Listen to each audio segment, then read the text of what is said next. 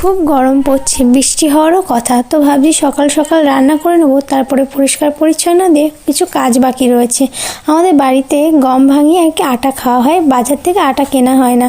যেহেতু আমাদের গ্রামে বাড়ি, এখানে সর্ষে, গম, চাল এগুলো কিন্তু কিনে নেওয়া হয়, সেগুলোই সারা বছর চলে। তো দেখো সকাল থেকে খাওয়ারও তেমন টাইম পাইনি, তো এখন একটু মুড়ি আর দই, এটা ঘরে পাতা দই পেতেছিলাম, সেটাই খাচ্ছিলাম। আর ওদিকে কিছু সবজিও বনিয়ে রাখলাম। রাখার পরে একটা কাজ বাকি ছিল, সেগুলো ঠিকঠাক করে গোছাচ্ছিলাম, পরিষ্কার করছিলাম। কারণ বৃষ্টি আসার কথা, আর বৃষ্টি আসলে না ঘর বাড়ি খুব ঝড় এসে আরও নোংরা হয়ে যায়। তো আমি সবসময় পরিষ্কার করে রাখারই চেষ্টা করি।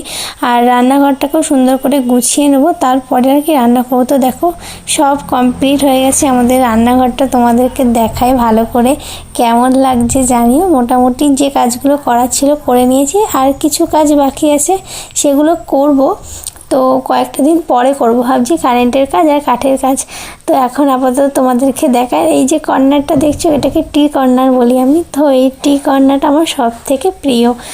তারপর আর কি ওই যে বলছিলাম না, কিছু কাজ বাকি, গম নাড়তে দিয়েছিলাম রোদে, কারণ বৃষ্টি আসলে তো গমটা ভাঙানো হবে না, আটাটাও ফুরিয়ে এসছে। তো এগুলোকে এখন তোলার পালা, তুলে দিচ্ছি। গম ভাঙাতে নিয়ে যাবে, দুদিনের মধ্যে আটা দিয়ে দেবে, কোনো অসুবিধা হবে না। আর প্রচণ্ড গরম লাগছে, বললাম বৃষ্টি হবে তো ওই জন্য এত গরম লাগছে।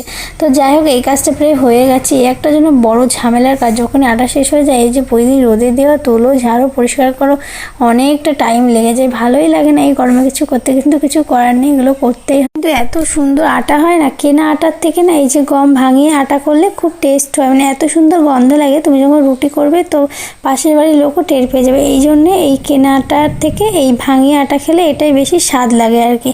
আর একদম খেতে ধরো টাটকা গম, এই গমটা আমাদের নিজেরই জমিতে চাষ হয়েছে, শুধুমাত্র খাওয়ার জন্যই বাবা করে। আর খুব ভালো লাগে এটা, যখন মাখবো জল পড়বে আটায় গমে, তখন থেকেই এই গন্ধটা বেরোয়, ওই জন্য আর কি টেস্ট লাগে। তারপরে আমি স্নান করতে চলে গেছিলাম, তো প্রায় সন্ধেও হয়ে গেছে। দেখো আমার সোনা বাবা দুষ্টু করছে, শুধু একটু দেখো তোমরা।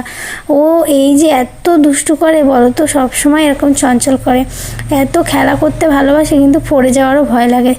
তাই আমি একটু সাপোর্টে দাঁড়িয়েছিলাম পিছনে, আর চাও করে নিয়েছি সন্ধেবেলায়, সন্ধে দেওয়া হয়ে গেছে। এবার আমি আর মা একটু বসে বসে চা খাবো। তো চলো আমরা দুজনে এবার একটু চা নিয়ে বসে পড়ি, পরে তোমাদের সাথে আবার দেখা হবে।